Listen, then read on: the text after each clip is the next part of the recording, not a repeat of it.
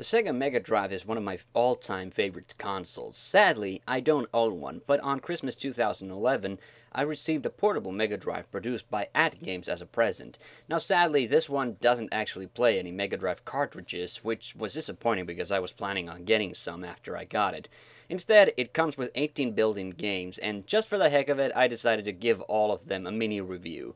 Just to get a few things out of the way, my biggest gripe with the system is just how small it is. The screen is just really hard to play games with. It does come with a cord to hook it up to the TV. Only problem, the sound is in mono, and even worse, it seems the sound is also compressed and sounds awful. I really don't understand why, especially since the graphics actually look pretty good. Also, you need batteries in the system when you play it. The cord apparently doesn't transmit electricity, which is a shame. Well, let's start with the games. If it seems I'm reviewing these in alphabetical order, that's just the way they've been ordered in the game menu. I'll be rating these with a simple counter of which games are good, which are okay, and which are bad. On with the reviews. First game, Alex Kidd in the Enchanted Castle. If you saw my Alex Kidd series review, you should know that Alex Kidd was Sega's mascot before Sonic the Hedgehog, and that I consider this the second best game in the series. Having said that, it's a very basic platformer, but I think perhaps appropriate for a portable system on the go. Next game, Alien Storm. It's a sort of a combination of a shooter and a beat-em-up, where you fight aliens as a dude, a lady with a flamethrower, or as a robot. It's a fun and appropriately simple game, but what robs it of its main charm is the lack of a multiplayer option. There's no way to play any of the games on this thing in two-player, which is a shame. However, it's pretty good for some quick monster bashing fun. Altered Beast. It's a run-of-the-mill beat-em-up with only two differences. One, it's set in ancient Greece, and two, when you collect enough power-ups, you turn into an animal. The novelty factor wears off pretty soon though, when you realize that you have to collect the animal power-ups in order to get to the boss, otherwise the level keeps looping indefinitely or until you die. I find it annoyingly slow-paced for a beat-em-up, and I realize it's considered a classic, but quite frankly, it's a little overrated for such a mediocre game. I just don't get anything out of it. Arrow Flash. Not much to say. It's a scrolling shooter where you control a robot that can turn into a spaceship. The graphics are pretty, and it's not too difficult. If you like this sort of a game, I think it's worth trying out. Bonanza Brothers. Now it's getting interesting. This is a sort of a tactical action game where you steal goods from a building while avoiding and knocking out guards.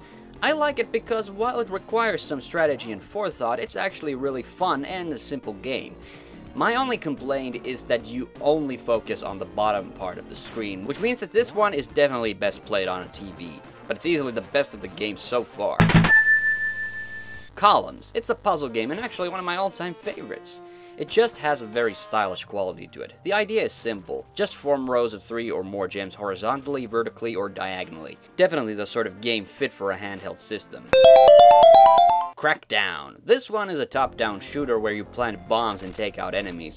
Once you set the first bomb, you only have a limited amount of time to get out. It's a pretty good game, but like Bonanza Brothers, your perspective is focused on a small area of the screen, which is just a really bad choice for a handheld game. Again, this one would be better fit for the TV. Decap Attack. This is a fun and screwy horror-themed platformer. It's from the makers of Kid Cool for the NES, but much better.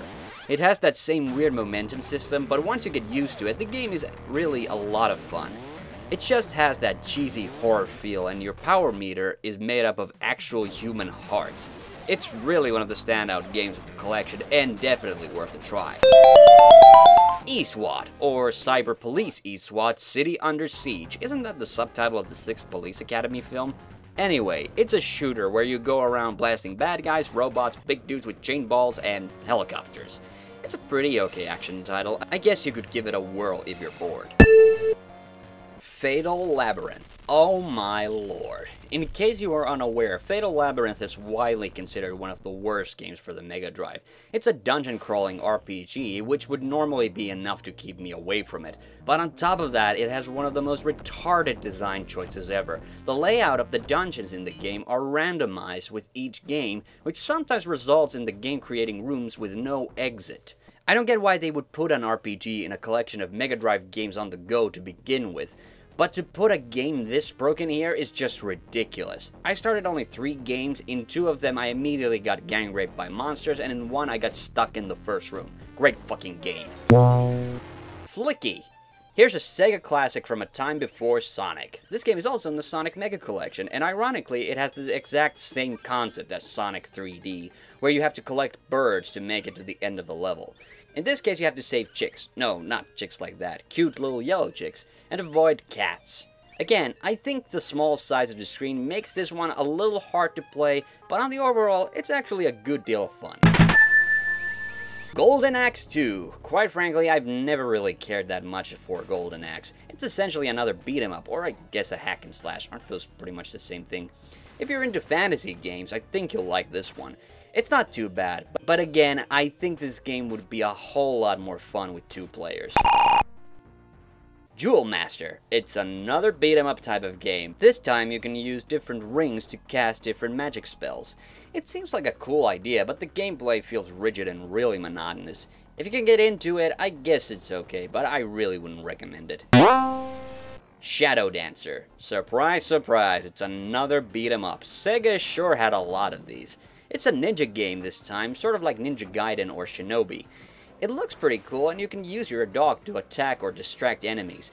Biggest downside about this one though, you die from taking 1 hit from an enemy. It's a pretty hard game, but I guess if you like that sort of thing, it's worthwhile. Sonic and Knuckles. So they did have one Sonic game, but my biggest question is, why this one? Why not Sonic 1, 2, or 3? Honestly, isn't the whole point of this game just so you could play as Knuckles and get additional levels in Sonic 3?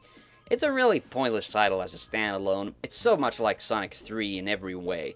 However, I think it's good there is actually a Sonic game on the system, and Sonic & Knuckles is certainly not a bad title. It's probably one of the better games on this collection. Streets of Rage. Whoop-de-doo, another beat-em-up. Well, at least now we have a series worth talking about. Streets of Rage is really Sega's equivalent to the Final Fight games, and they're pretty kick-ass. The first game is good, but it's kind of repetitive with only the bosses providing any variety. I kinda like it that some of the enemies are ladies with whips. In all honesty, the first game bores me a bit, but it's not a bad game to give a whirl. Alright, Streets of Rage 3? What the hell? They skipped the best one? Are they fucking insane? Now, don't get me wrong, Streets of Rage 3 does have graphics and music on par with its predecessor, and you still have 4 playable characters to choose from, but this game is hard. It's too hard.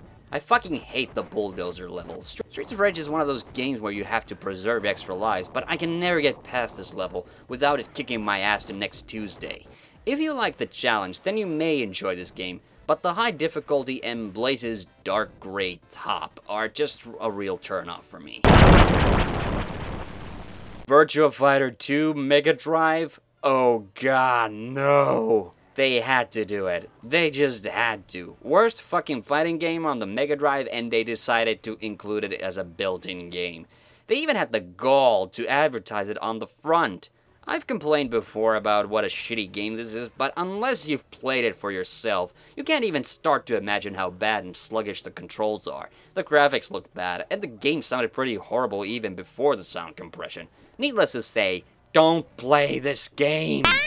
So there you have it. Out of the 18 games, 4 are complete rubbish, and 9 are just okay titles to pass the time. However, for Sonic & Knuckles, Flicky, Columns, Bonanza Brothers, and Decap Attack, this collection is actually worth something. Although most of these games are available from download services of one kind or another. The biggest problems are with the tiny screen format of a handheld console, and you're tempted to just hook the thing to your TV and play it like that. Either way, that's the score. I'm TheHande, see you on the next one.